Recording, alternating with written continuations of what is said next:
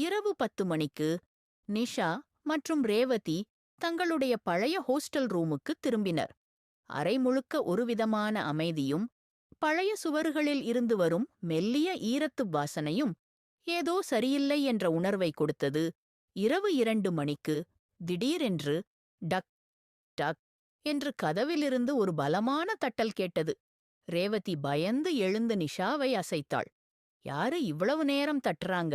நிஷா கண்களைத் தடவி, ஏதாவது வாட்ச்மேன் இருக்கும் என்று சொல்லி எழுந்தாள்.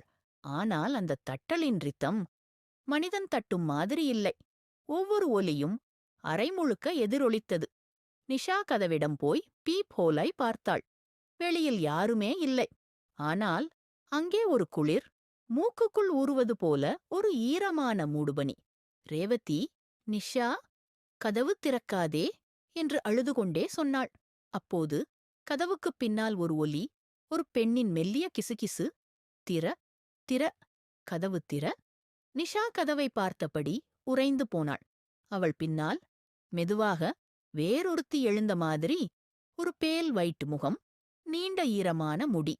மண் தரையில் நின்று இல்லாமல் சற்று காற்றில் மிதந்து நின்ற பேய். ரேவதி கத்தினாள். நிஷா, பின்னால பாரு, பார். நிஷா மெதுவாக திரும்ப முயன்றபோது பேய் அவளது காதுக்கு அருகே வந்து ஒரு திகிலூட்டும் மூச்சோசையை விட்டது. என்கிட்ட வரணும். அந்த குரல் காது வழியாக நேராக மூளைக்குள் ஊறுவது போல இருந்தது. ரேவதி இதைக் கண்டு பயந்து நாற்காலியில் உறைந்தாள்.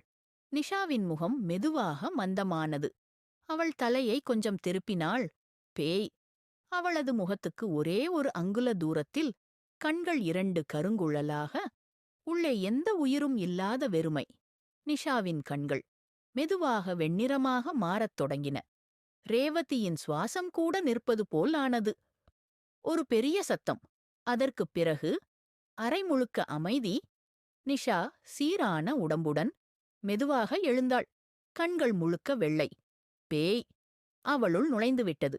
ரேவதி தரையில் மயங்கி கிடந்தாள். நிஷா கதவைத் திறந்து வெளியே நடந்தாள், ஒரு உயிரில்லா இயந்திரம் போல. அடுத்த நாள் ஹோஸ்டல் காவலர் சிசிடிஐ செக் பண்ணும்போது ஒரு திகில் காட்சி. நிஷா இரவு 2:30க்கு தனியாக வெளியே நடந்து செல்கிறாள். ஆனால் அவளது ஷேடோ அவளுக்கு எதிர் திசையில் திரும்பி நின்று அவளை பார்த்துக் கொண்டிருக்கிறது. ஒவ்வொரு ஃப்ரேம்லும் ஷேடோ மட்டும் கிளிச் ஆகிறது. ஒரு ஃப்ரேம்ல நிஷா திடீரென்று கேமராவை நேராக பார்த்து ஒரு மந்தமான குளிர்ச்சி கொண்ட சிரிப்பு. அவளது ஷேடோ அசிங்கமாக வளைந்து கேமரா நோக்கி நீளுகிறது போல. அந்த காட்சியை பார்த்த காவலர் அந்த நாளிலிருந்து வேலை விட்டுவிட்டார்.